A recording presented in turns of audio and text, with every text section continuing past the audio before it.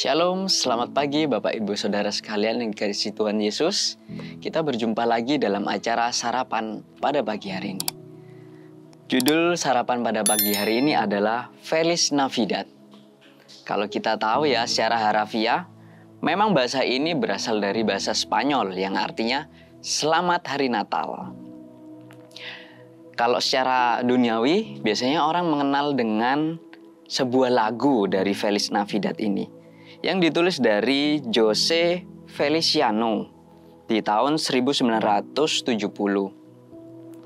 Ada juga ketika kita mendengar kata Feliz Navidad, itu yang berarti Natal, hari Natal, kita terngiang-ngiang sebuah kado. Apa yang kita dapat pada hari Natal ini. Ada juga yang berpikiran bahwa aku mau liburan kemana di hari Natal ini. Sama seperti kebanyakan orang melihat Natal sebagai suatu hal yang bahagia.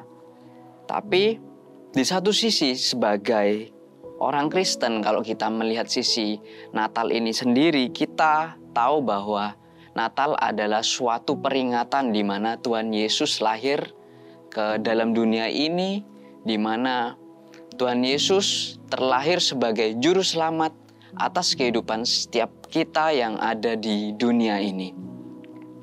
Ya, kalau kita melihat tadi bahasa Spanyol, ini sebuah lagu, kita mengharapkan sebuah kado atau kita mengharapkan hari liburan di hari Natal ini, yang mau saya tekankan adalah bahwa Feliz Navidad ini kita harus melihat bagaimana perjalanan hidup kita ini sesungguhnya suatu kado yang spesial yang Tuhan berikan kepada kita ketika kita hidup di dalam dunia ini.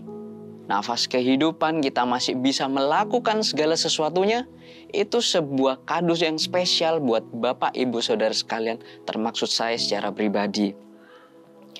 Kalau kita melihat di dalam Mazmur, ketika Alkitab ini sudah terbentuk, terwujud di dalam Mazmur 119 ayat yang 105, kita membacanya di dalam ayat ini berbunyi, "Firman-Mu itu pelita bagi kakiku dan terang bagi jalanku." Kalau saya renungkan firman Tuhan ini begitu luar biasa Bapak Ibu Saudara sekalian ya. Memang esensinya ini bukan berkaitan dengan Natal itu sendiri, tapi firman Tuhan yang ada di dalam Kristus itu sendiri menyatakan bahwa firman-Mu itu pelita bagi kakiku dan terang bagi jalanku. Kalau saya renungkan bahwa firman ini betul Bapak Ibu Saudara sekalian, firman ini adalah firman yang menguatkan, firman yang bisa mengubahkan karakter hidup saya dan Bapak Ibu Saudara sekalian dari hal-hal yang tidak benar menjadi kebenaran itu sendiri. Karena firman itu adalah kebenaran Bapak Ibu. Kalau kita melihat di kitab Amsal, kitab Amsal itu berbicara mengenai nasihat-nasihat. Sehingga kita bisa berperilaku sesuai dengan firman Tuhan. Mazmur berisi nyanyian-nyanyian iman, penghiburan, kekuatan yang menguatkan kita untuk selalu mempunyai semangat di dalam Tuhan. Dan satu hal lagi, ketika kita membaca setiap firman Tuhan, janji Tuhan, pasti ada mujizat di dalamnya. Kalau kita tahu perjalanan hidup kita sendiri ya, kalau kita boleh ngaca ke belakang, pasti Bapak Ibu Saudara sekalian mendapatkan yang namanya mujizat dalam setiap perkara yang Bapak Ibu Saudara sekalian hadapi, termaksud saya secara pribadi. Banyak sekali mujizat Tuhan yang saya alami. Kalau kita melihat di dalam kitab Matius 15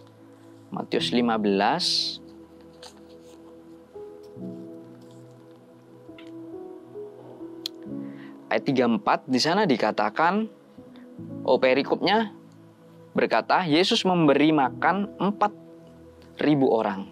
Kalau kita tahu ya bahwa yang paling terkenal adalah 5 roti dan 2 ikan. Betul kan? Kalau ini beda Bapak Ibu. Di sini dikatakan bahwa 7 roti dan beberapa ikan. Jadi ini suatu kejadian yang berbeda. Tapi Tuhan Yesus itu melakukan mujizat yang sangat luar biasa. Di sini dikatakan bahwa ayat yang ke-34, kata Yesus kepada mereka, berapa roti ada padamu? Ini kata Tuhan Yesus kepada murid-muridnya. 7, jawab mereka. Dan ada lagi beberapa ikan kecil. Jadi di sini dikatakan bahwa ada 7 roti dan beberapa ikan kecil. Tuhan Yesus di sini melakukan mujizat kembali. Dan sampai kita baca loncat ya di ayat yang ke-37, dan mereka semuanya makan sampai kenyang. Kemudian orang mengumpulkan potongan-potongan roti yang sisa 7 bakul penuh. Yang ikut makan ialah 4.000 laki-laki, tidak termaksud perempuan dan anak-anak. Lalu Yesus menyuruh orang banyak itu pulang. Ia naik perahu dan bertolak ke daerah Magadan. Jadi di sini berbicara mengenai mujizat Bapak Ibu Saudara sekalian. Di kejadian ini dua cerita yang berbeda. Ada yang 5 roti, ada yang 7 roti. Tapi yang saya mau saksikan di sini adalah yang 7 roti, karena kita sudah terlalu sering mendengarkan yang kejadian 5 roti. Di sini 7 roti dan beberapa ikan. Nah, di sini betapa luar biasanya Tuhan Yesus menyediakan makanan dari persembahan murid-muridnya yang dibawakan kepada Tuhan. Oh Tuhan, ada segini, sehingga Tuhan bisa melipat gandakan. Jadi bisa memberkati begitu banyak orang yang ada di sana saat itu. Termaksud juga hidup kita Bapak Ibu Saudara sekalian. Kalau kita mengharapkan di hari Natal ini suatu tanda mujizat, baik itu kesembuhan, baik itu pergumulan atas keluarga, keuangan, finansial, bahkan apapun itu pergumulan Bapak Ibu Saudara sekalian. Mari Bapak Ibu Saudara sekalian, kita persembahkan kepada Tuhan apa yang kita miliki. Kalau kita memiliki kekuatan, baiklah kita melayani Tuhan di dalam gereja.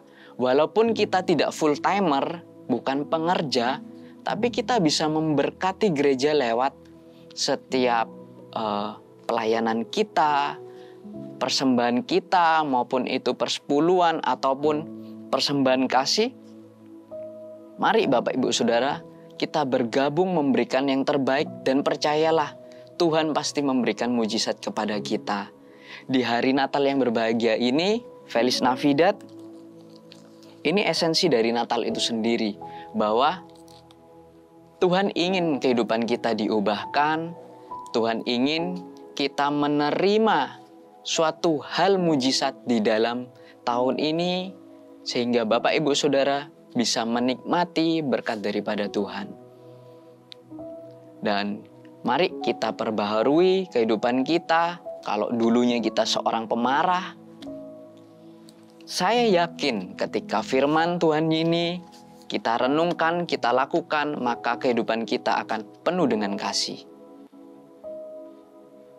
Sekian renungan pada pagi hari ini. Biarlah renungan pada pagi hari ini boleh menjadi berkat bagi kita semua di hari Natal ini.